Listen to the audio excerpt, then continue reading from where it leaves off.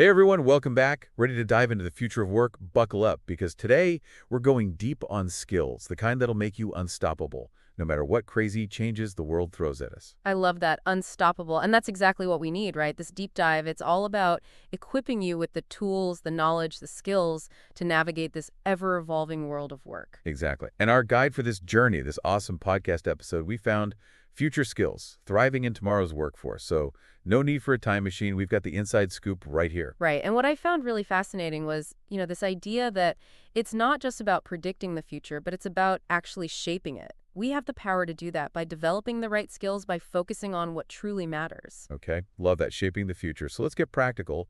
This episode, it paints a pretty vivid picture of how automation, AI, globalization, they're all going to disrupt things, right? Oh, absolutely. I mean, think about it. Entire industries are transforming right before our eyes. New jobs are emerging. Others are becoming, well, a little obsolete. Yeah, it kind of makes you wonder if memorizing all those historical dates was really worth it, right? Well, history is important, but you're right. The focus is shifting.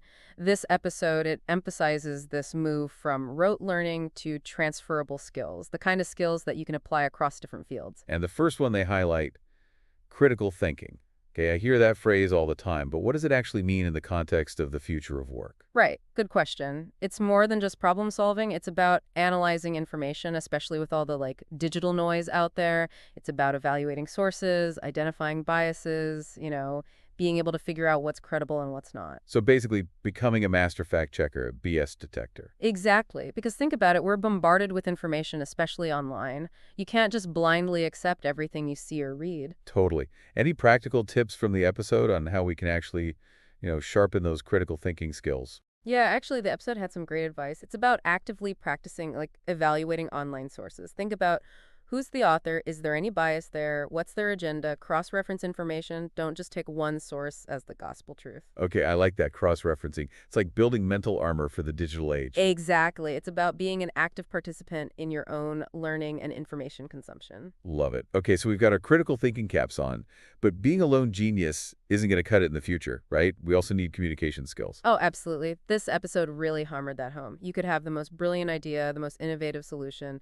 but if you can't articulate it effectively, if you can't convey your message in a way that resonates with others, it's lost. Totally. But what does that look like practically? Like, give me a real-world example. Okay, so imagine you're working on a project, a global team. You've got people from different cultures, different backgrounds, different perspectives.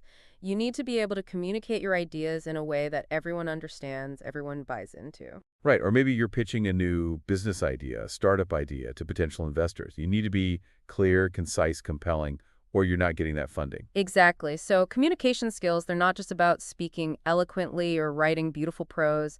It's about connecting with people, influencing decisions, and driving action. Okay, I'm starting to see the bigger picture here. Critical thinking helps you form those brilliant ideas. Communication skills help you share them.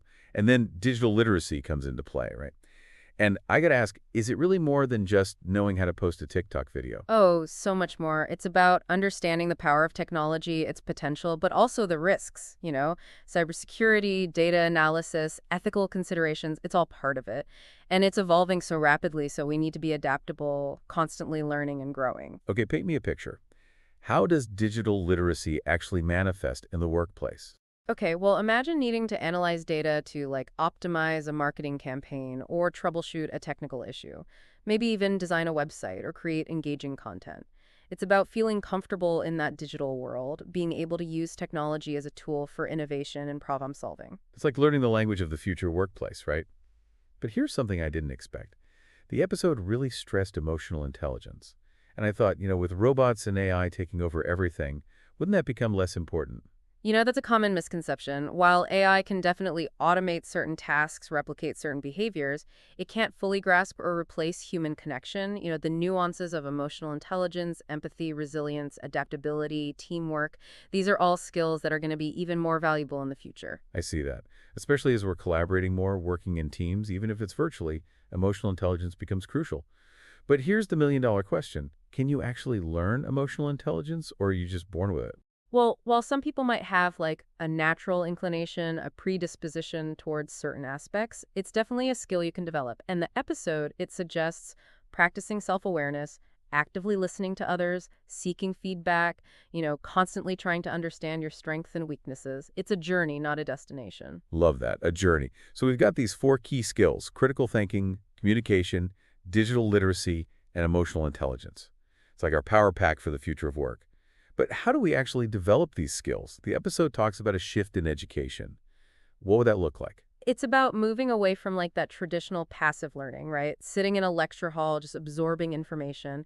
It's about active engagement, project-based learning, collaboration, real-world experience. Right, it's like you could read all the books in the world about riding a bike, but until you actually get on that bike and pedal, you're not going to learn. Exactly. You learn by doing, by experimenting, by, sometimes failing and getting back up. The episode, it also highlighted the importance of internships, apprenticeships, mentorships, bridging that gap between theory and practice. So it's about creating a learning environment that mirrors the real world, preparing people for the challenges and opportunities they'll face in the workplace.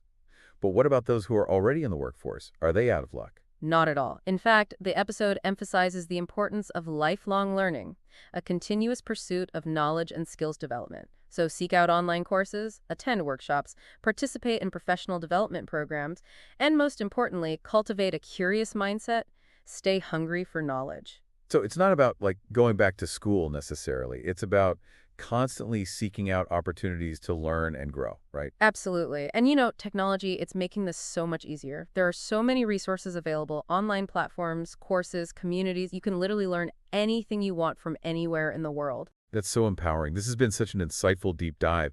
And, what I'm taking away from all of this is that the future, it's not something to be feared. It's something to be embraced.